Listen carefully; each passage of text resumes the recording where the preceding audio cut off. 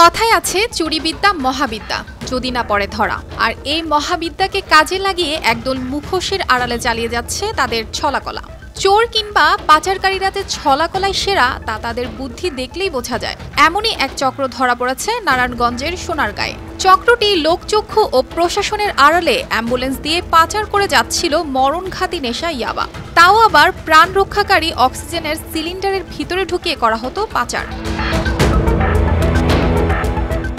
গোপন সংবাদের ভিত্তিতে সেই অ্যাম্বুলেন্স থেকে ৬০,০০০ পিস ইয়াবা সহ ইসহাক নামে এই মাদক পাচারকারীকে গ্রেফতার করেছে পুলিশ।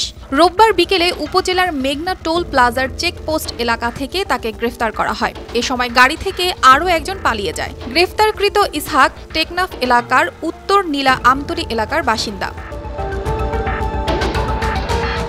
নারায়ণগঞ্জ জেলার অতিরিক্ত পুলিশ সুপার শেখ বিল্লাল হোসেন জানান, চক্রটি ইয়াবা নিয়ে টেকনাফ থেকে নারায়ণগঞ্জের দিকে আসছিল। তাদেরকে তল্লাশি করলে অক্সিজেন সিলিন্ডারের ভেতর থেকে ৬০,০০০ পিস ইয়াবার সন্ধান মিলে, যার আনুমানিক মূল্য প্রায় ২ কোটি টাকা।